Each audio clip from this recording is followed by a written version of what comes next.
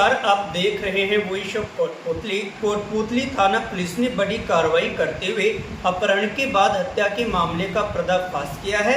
Kotputli Behror police अधीक्षक सतवीर सिंह ने press वार्ता कर इसकी जानकारी दी। आपको बता दें कि गत 29 मार्च 2026 को रात्रि को चतुर्भुज के पास एक अधेड़ का शव मिला था। मामले में कार्रवाई करते हुए पुलिस ने 3 आरोपियों को गिरफ्तार किया है। साथ ही घटना में प्रयुक्त एक स्विफ्ट कार और एक मोटरसाइकिल को भी जब्त किया है। एक थाने पर एक रिपोर्ट प्राप्त हुई थी। इसमें थे श्री अमित कुमार पुत्र श्री रामस्वरूप गुर्जर, निवासी रावतों की ढाणी, तन पुतली, थाना कोटपुतली। उन्होंने एक लिखित रिपोर्ट इस आशय की पेश की कि कल रात को यानी 28 मार्च को कुछ 4-5 लड़के आए मेरे घर पे और गाड़ी से मेरे पिताजी को उठाकर ले गए, जान से मारने की नीयत से उठाकर ले गए। तो इस रिपोर्ट के आधार पर थाना कोटपुतली पर प्रकरण पंजीबद्ध किया गया 166/2026 और थाना अधिकारी कोटपुतली के द्वारा अनुसंधान प्रारंभ किया गया। इसके बाद नेक्स्ट डे रामस्वरूप गुर्जर की डेड बॉडी चतुर्भुज के पास से हमें मिली एक खेत में। तो इसी दौरान हमने एक टीम का गठन किया जिसमें हमारे एडिशनल एसपी कोटपुतली नाजिम अली जी, सीओ कोटपुतली राजेंद्र जी, एसएचओ कोटपुतली राजेश जी और अन्य इनके कार्मिक शामिल थे। उस टीम ने गहनता से अनुसंधान किया तो ये पाया कि 28 तारीख को जो मुलजिम है इसमें तो मुख्य अभियुक्त है दीपक यादव, निवासी बाढ़ धुंधला, थाना बांधू। ये कोटपुतली एक तारीख पेशी पे आया था। तो इसने अपने दोस्त को फोन करके बताया कि मैं तारीख पेशी पे आ रहा हूं, तुम भी मेरे पास आ जाओ। इस पर चेतराम गुर्जर जो इसका दोस्त था, जो पूर्व में इसके साथ कहीं काम कर चुका था गुड़गांव वगैरह में, वो आ गया। तारीख पेशी भुगतने के बाद दीपक और चेतराम ने कई जगह शराब पी, दिन भर 3-4 जगह। फिर रात को जब ये दीपक यादव के काफी नशा चढ़ गया तो ये जो इसकी जो स्विफ्ट गाड़ी थी, दीपक यादव बेसिकली स्विफ्ट गाड़ी है इसके पास, तो गाड़ी में इसको नींद आ गई दीपक यादव को और ये सो गया नशे में। गुर्जर इसका दोस्त है। ये एक्चुअली इसके 3-4 हजार था पहले से। इसने कई बार पैसे की डिमांड की लेकिन वो पैसे चुकता नहीं कर पाया। तो इसने सोचा मैं इसका मोबाइल ले जाता हूं ताकि इसके दबाव में ये मेरे पैसे लौटा देगा। तो चेतराम इसका मोबाइल के साथ ले गया और इसको सोता हुआ छोड़ गया। आरटीओ ऑफिस के आसपास इसकी गाड़ी खड़ी थी रात को। ये 28 की रात की घटना है। उसके बाद जब इसको होश आया दीपक को, तब इसने देखा कि मेरा मोबाइल गायब है और चेतराम मेरा मोबाइल ले गया। तो ये अपने दोस्तों को बुलाता है बानसूर से, कपिल और नीरज को। वो मोटरसाइकिल लेके आते हैं, बुलेट मोटरसाइकिल पे लेके आते हैं और फिर ये दीपक और कपिल ये दोनों इसके घर जाते हैं चेतराम गुर्जर के।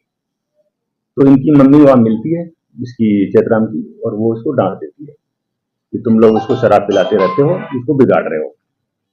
और वहीं पे चेतराम का जो ताऊ था मृतक रामस्वरूप गुर्जर, वो भी मिलता है, वो भी इनको डांटता है कि तुम शराबी लोग क्यों घूमते रहते हो यहाँ पे।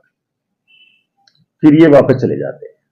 वापस ये दीवान होटल के आसपास जब इनकी गाड़ी खड़ी थी तो ये मोटरसाइकिल को छोड़ देते हैं अब उसके नीरज के पास, जो तीसरा अभियुक्त है। और दीपक और कपिल गाड़ी में वापस इसके घर आते हैं, चेतराम गुर्जर के घर। तो फिर उनका ताऊ वहीं मिलता है मृतक रामस्वरूप गुर्जर। वो इनके साथ कोई कासूनी हो जाती है और इनके साथ कुछ आपस में गाली गलौज टाइप की कोई घटना होती है। उसी दौरान कपिल और दीपक मृतक रामस्वरूप गुर्जर को गाड़ी में डाल लेते हैं और बांसुर की तरफ चले जाते हैं। रास्ते में इन्होंने उसके साथ मारपीट की। बांसुर में भी 2-3 जगह मारपीट की लाठी डंडों से। और जब रात को उसकी डेथ हो गई तब ये वापस आके चतुर्भुज के आसपास एक खेत में डेड बॉडी डाल देते हैं और पूरी की तरफ निकल जाते हैं। तो इस तरह से ये जो मुख्य अभियुक्त इसमें 3 है, दीपक यादव, कपिल यादव और तीसरा नीरज यादव।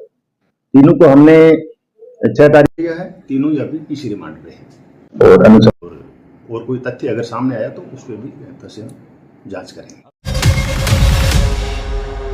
इस समय मैं दिल्ली जयपुर हाईवे पर कोटपुतली के मुख्य चौराहे के पास फ्लाईओवर के नीचे खड़ा हुआ हूं।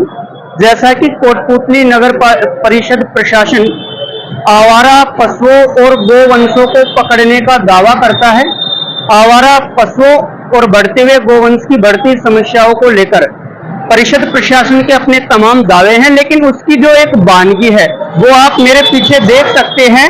ये वो क्षेत्र है जहां से नगर परिषद कार्यालय भी महज 100 मीटर पर है। ठीक उसके पास का ये क्षेत्र है।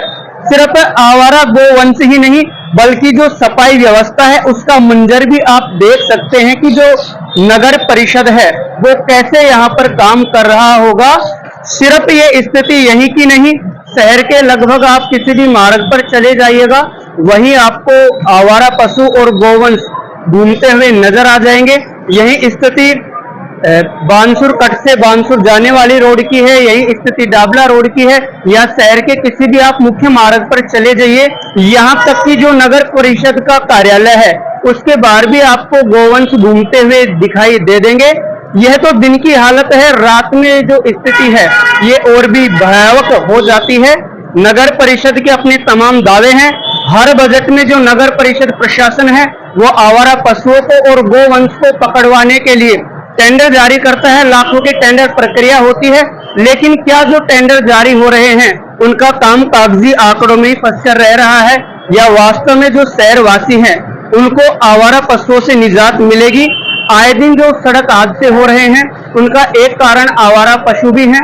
आए दिन रात को जो 2 पहिया वाहन जाते हैं उनमें सड़क हादसों का एक कारण ये भी है। अब मुझे समझ में ये नहीं आ रहा कि जो सरकार है वो एक तरफ तो सड़क दुर्घटनाओं को कम करने के लिए सड़क सुरक्षा के लिए 75 मीटर का नियम लेकर आ रही है, हाई कोर्ट आदेश दे रहा है, लेकिन दूसरी ओर जो आवारा पशु हैं और गोवंश है वो लगातार घूमते हैं, हादसों को न्योता दे रहे हैं, लेकिन मानो जिम्मेदार जैसे आंख मूंदे बैठे हुए हैं। अब सुनिए नगर परिषद आयुक्त अरुण कुमार शर्मा ने बढ़ते हुए आवारा पशुओं और गोवंश की समस्या को लेकर क्या कुछ कहा है। गौशाला के लिए ये है कि जो नंदी वंश की तादाद तो काफ़ी ज़्यादा है और हम लगातार ये भी प्रयास कर रहे हैं कि इनको सबको जो भी आवारा पशु हैं इनको नंदीशाला में हम लोग पहुंचाएं। इसके लिए हमने टेंडर भी कर रखा है। समय समय पे हम आवारा पशुओं को उठवा भी रहे हैं और नंदीशाला में पहुंचा रहे हैं। अब इसकी मॉनिटरिंग और भी अच्छे तरीके से की जाएगी और हम जल्द ही यहाँ से जो आवारा पशु हैं उनको सबको उठा के और नंदीशाला में पहुँचाने की कोशिश करेंगे। अगर अभी तक आपने चैनल को सब्सक्राइब नहीं किया है तो चैनल को लाइक, शेयर व सब्सक्राइब अवश्य करें। जिले की तमाम छोटी बड़ी खबरों को जानने के लिए बने रहे वॉइस ऑफ कोटपुतली के साथ। बालाजी फिनसर्व, जहां मिलती है आपको वाहन बीमा, स्वास्थ्य बीमा, म्यूचुअल फंड, जीवन बीमा, फाइनेंस, साधारण बीमे की सभी सुविधाएं। कार्यालय बानसूर महाविद्यालय के पास, बाईपास रोड बानसूर। मुख्य कार्यालय लाल कोठी कोटपुतली। अधिक जानकारी के लिए संपर्क करें 8302367656।